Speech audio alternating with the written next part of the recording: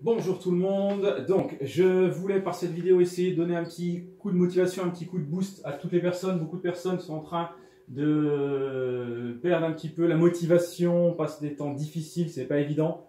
Pour moi aussi ce n'est pas évident, donc je fais un petit rappel de comment atteindre ces objectifs en 3 étapes. Ce rappel me profitera à moi en premier, mes oreilles étant les plus proches de ma bouche. Donc 3 étapes pour se fixer des objectifs. Atteindre ces objectifs n'est pas simple du tout, c'est même plutôt souvent frustrant. Typiquement, le processus, ça va être, on se fixe un objectif précis, on est gonflé à bloc, on se met à travailler dessus. Typique, les bonnes intentions du nouvel an. On rencontre les premières difficultés, et dans l'immobilier, l'entrepreneuriat, vous en aurez tout de suite. On essaye de persévérer pour les plus courageux, on se démotive et on finit par abandonner. Donc, la plus grande difficulté quand on poursuit un objectif n'est pas tant de se fixer l'objectif. On sait que tous les objectifs doivent être spécifiques. On l'a tous entendu, on l'a tous vu quelque part. Ce qui est difficile, c'est ce qui vient après, une fois l'objectif fixé.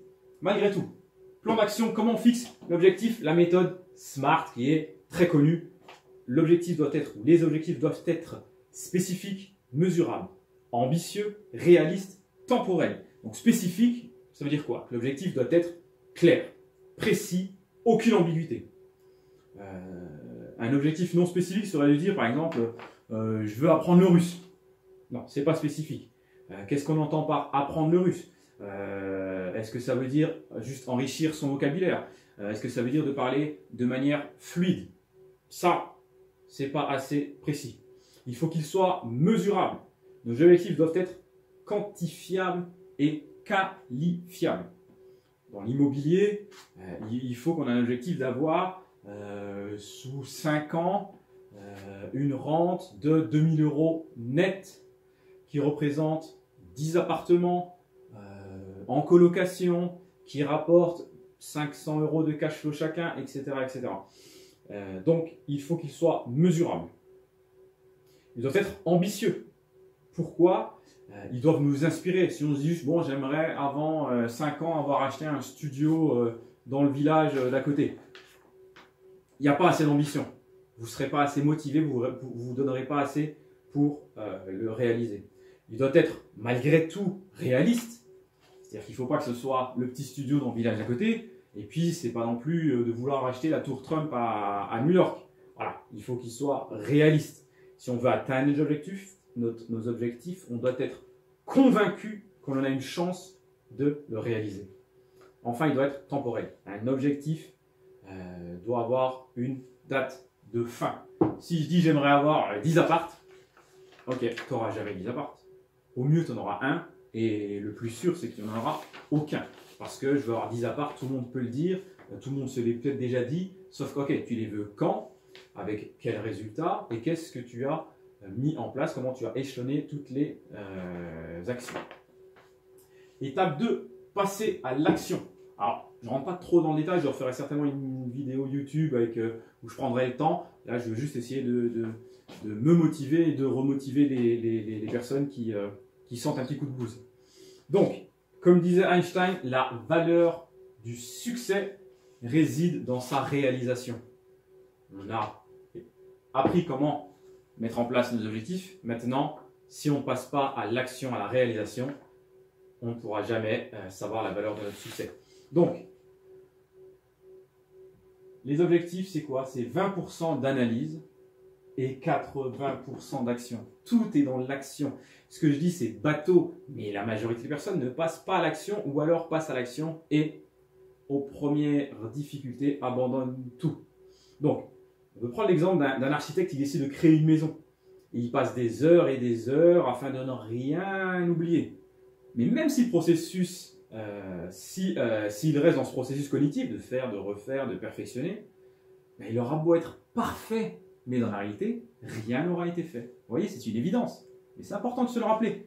Il faut un moment à donner aux maçons les plans et qu'ils posent la première pierre. Il faut passer à l'action, qu'ils exécutent les plans. 20% d'analyse, c'est fait, 80% d'action, go. Et ensuite, troisième point, hyper important, le feedback, rapide et visible. Feedback, on pourrait traduire ça par le retour d'information, la collecte d'informations. Donc, attention, si on n'a pas de feedback rapide, c'est-à-dire qu'on ne se rend pas compte, on n'a pas des marqueurs où on doit aller et faire attention de les avoir atteints à chaque palier, on navigue à vue. Et ça, pour atteindre l'objectif, c'est juste impossible. On va prendre l'exemple d'un tireur, tir à l'arc. Lui peut rapidement devenir bon parce que son feedback est rapide et visible. Il prend, il tire, il rate sa cible, il analyse et il réajuste.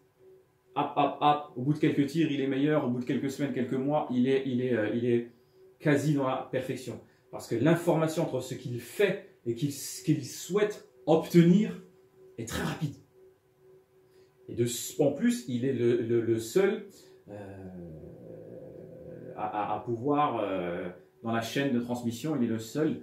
Il n'y a pas d'intermédiaire, donc il analyse très vite et il ajuste très très vite. La notion de feedback est très importante pour que vous puissiez progresser rapidement vers votre ou vos objectifs.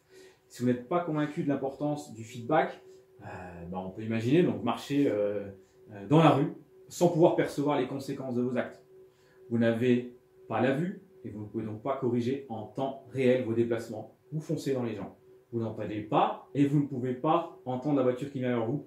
Vous vous faites renverser. Vous voyez, c'est bateau ce que je dis, c'est des petits exemples tout simples, mais ça permet de se dire, ouais, ok, allez, j'y retourne. J'avais prévu déjà tout ça, je me relance, on est bon. Donc le feedback rapide et visible a donc plusieurs utilités. J'en donnerai deux. Vous permet de corriger rapidement vos actions. Lorsque vous établissez un plan, vous ne savez pas si vos estimations s'avéreront correctes. Seule la pratique vous le dira et le feedback vous permet de réajuster et de garder l'objectif en vue. Et ça permet aussi de se motiver même en français. À chaque fois qu'on a atteint un premier palier, soit en ayant ou pas recorrigé le tir, quand on l'atteint, c'est une victoire. Donc on est motivé. Allez, étape suivante, on y va. Voilà, petite vidéo rapide. J'espère qu'elle vous aura intéressé, motivé. Je vous invite à liker, à commenter s'il vous plaît et à partager. Si vous pouvez mettre ce petit lien en story, ce serait top pour faire grandir la chaîne. Je vous dis à très vite et je vous remercie. Ciao!